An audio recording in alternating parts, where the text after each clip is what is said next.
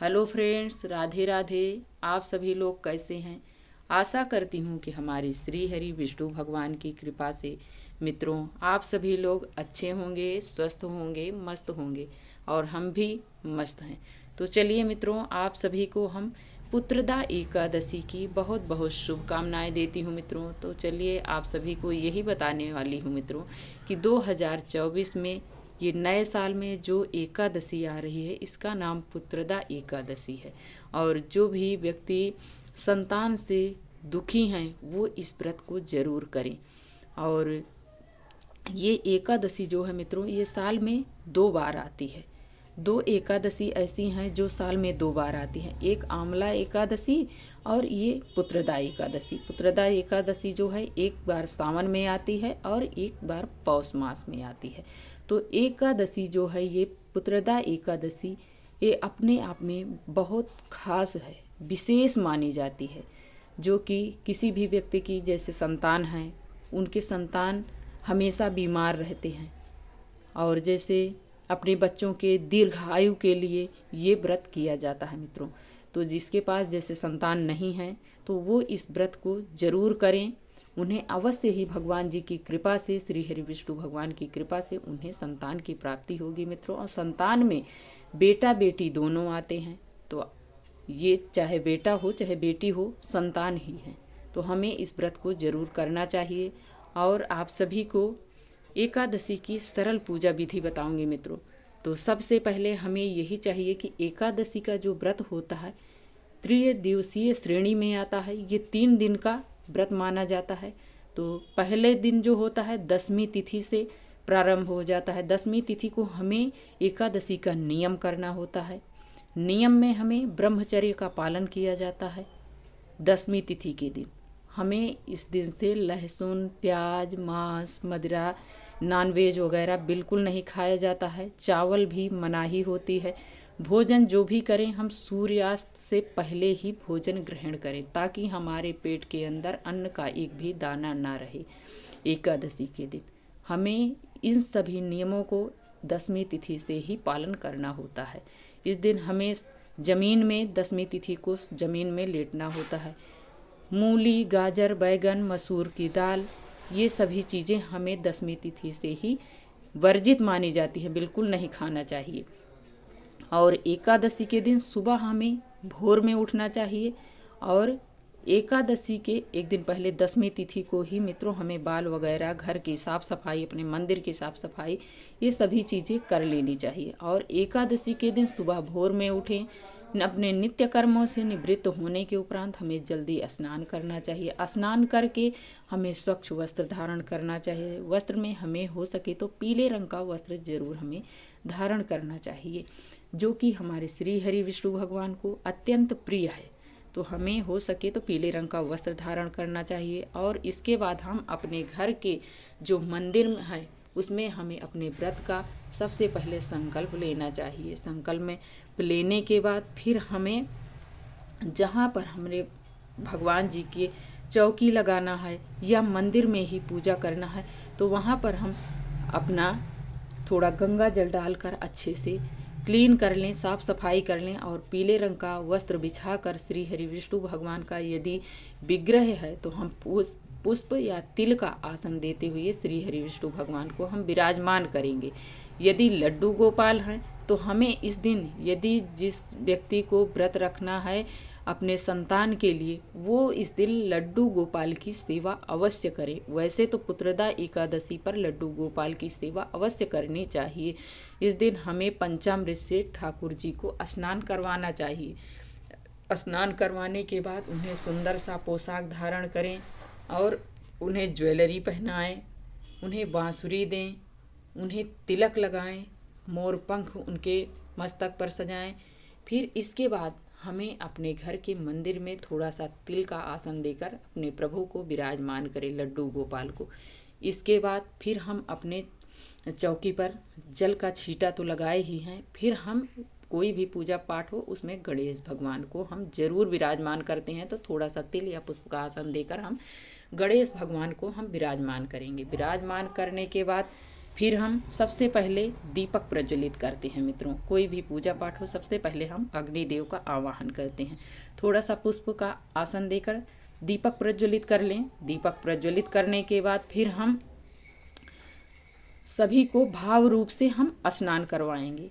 स्नान करवाने के बाद एक लोटे में जल लेंगे और पुष्प या दूर्वा की सहायता से हम सभी को 3 बार स्नान करवाएंगे। स्नान करवाने के बाद सभी को हम वस्त्र स्वरूप कलावा समर्पित करें और जनेऊ समर्पित करें। श्री हरि विष्णु भगवान को जनेऊ समर्पित करें, लड्डू गोपाल को जनेऊ समर्पित करें, अपने गणेश भगवान को जनेऊ समर्पित करें। इसके बाद हम वस्त्र स्वरूप सभी को कलावा समर्पित करेंगे। तो देख सकते हैं मित्रों, हमने यहाँ पर किया है।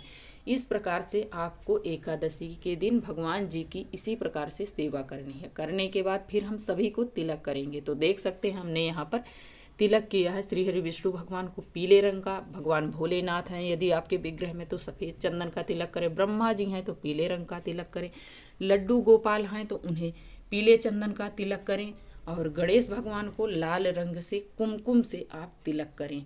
गैया मैया भगवान जी को बहुत प्रिय है मित्रों, हमें ज़रूर उनके समीप रखना चाहिए पूजा में, मंदिर में, तो उन्हें भी हमें तिलक करना है। करने के बाद अब हम क्या करेंगे, सबसे पहले हम सभी को पुष्प समर्पित करें।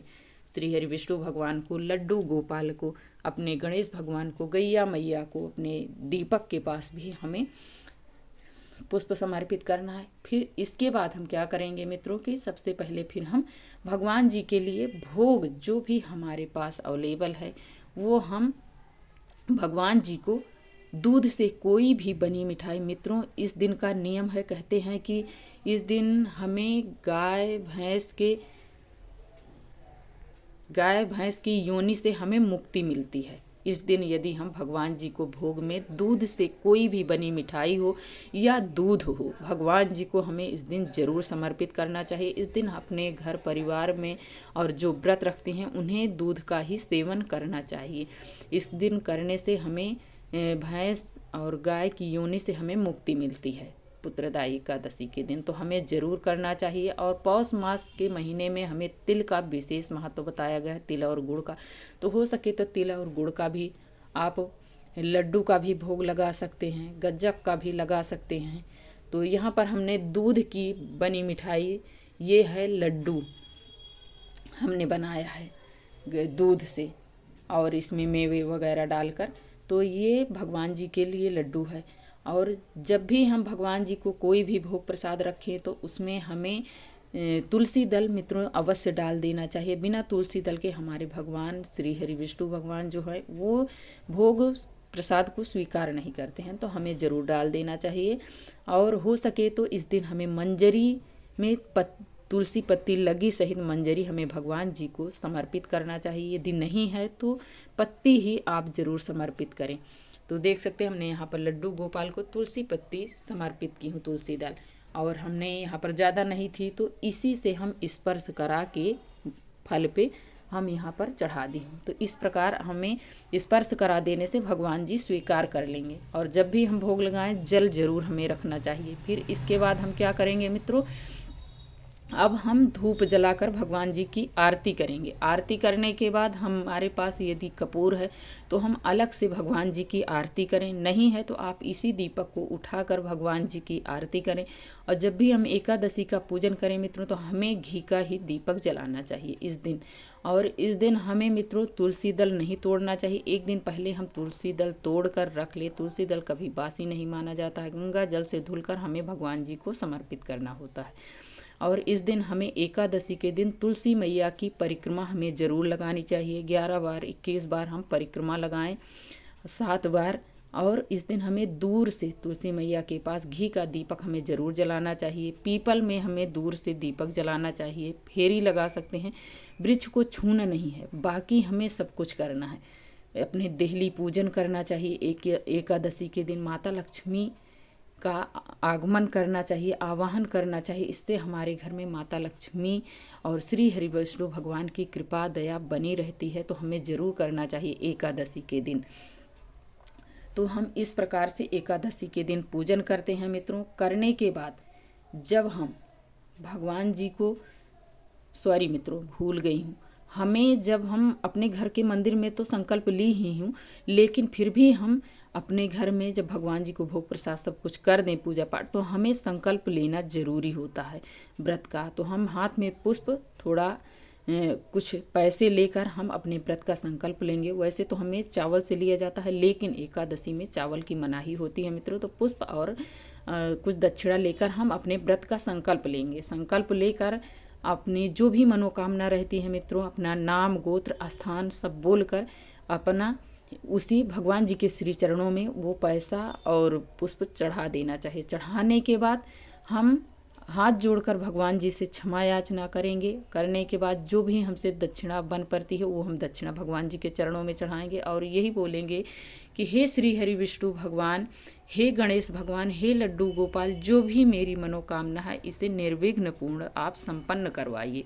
इसको बोलने के बाद हमें इस दिन विष्णु सहस्त्र नाम का पाठ करना चाहिए और इस दिन हमें ओम नमो भगवते वासुदेवाय मंत्र का आपको 108 बार जाप करना चाहिए। हो सके तो आप इससे अधिक जाप करें, नहीं हो सकता है तो इतना तो आपको ज़रूर करना है। इस दिन हमें निंदा, चोरी, चुगली, चकारी बिल्कुल नहीं करना चाहिए मित्रों।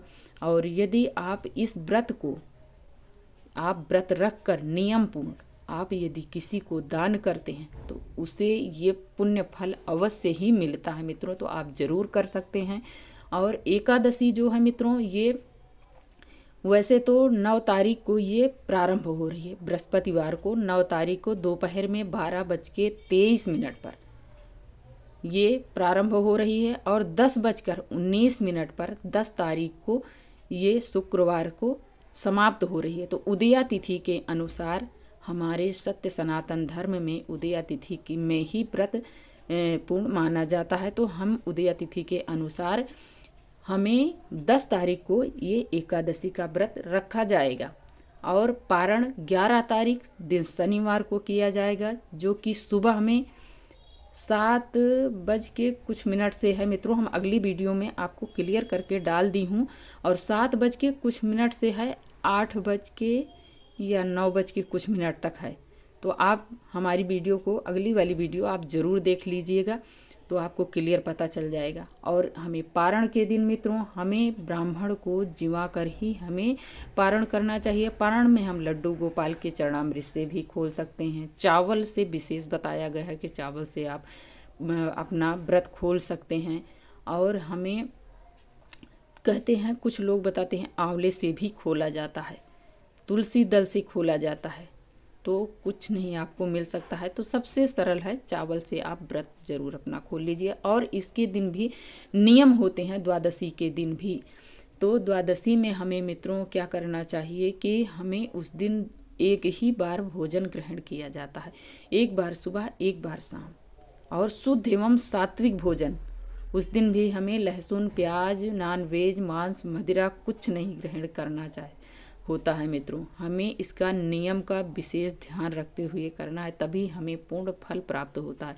और एकादशी के दिन मित्रों, हमें दिन में बिल्कुल नहीं सोना चाहिए, सोने की मनाही होती है। और रात्रि में भी जागरण का विशेष महत्व बताया गया है कि हमें रात्रि जागरण करनी चाहिए। यदि नहीं कर सकते हो, आपको किसी विशेष मनोकामना से आप रख रहे हैं इस व्रत को, तो आप एक अखंड दीपक जरूर जलाइए, तब आपको पूर्ण फल प्राप्त होगा मित्रों एकादशी में। तो ये आप जरूर जान लीजिए कि हमें यदि हम सो जाएंगे तो हम अपने जगह पर अपनी ड्यूटी पूरी करने के लिए कि मैं यहाँ पर जग रहा हूँ, इसके लिए हमें एक अखंड ज्योति जलानी होती है। तो आप इसको देख लीजिएगा मित्रों, यदि हो सके तो आप जरूर कीजिएगा, तभी आपको पूर्ण फल प्राप्त होगा। ये है एकादशी का नियम मित्रों। तो आज की वीडियो मित्रों यहीं तक की थी। यदि आप सभी को थोड़ी भी अच्छी लगे तो हमें लाइक, सब्सक्राइब करना ना भूलें और प्यारा सा कमेंट लिखकर ज़रूर बताएं कि ये वीडियो आप सभी को कैसी लगी। और वीडियो देखने के लिए आप सभी को मित्रों बहुत बहुत धन्यवाद देती हूँ। यदि आप सभी अभी तक हमारे चैनल को लाइक, सब्सक्राइब नहीं किया है मित्रों, तो आप जल्द से जल्द लाइक करें, सब्सक्राइब करें एवं बेल आइकन को प्रेस कर दें, ताकि हमारे आने वाले वीडियो का नया नोटिफिकेशन आप सभी तक सबसे पहले पहुँचे। तो चलिए मित्रों, धन्यवाद। जय श्रीमन नारायण।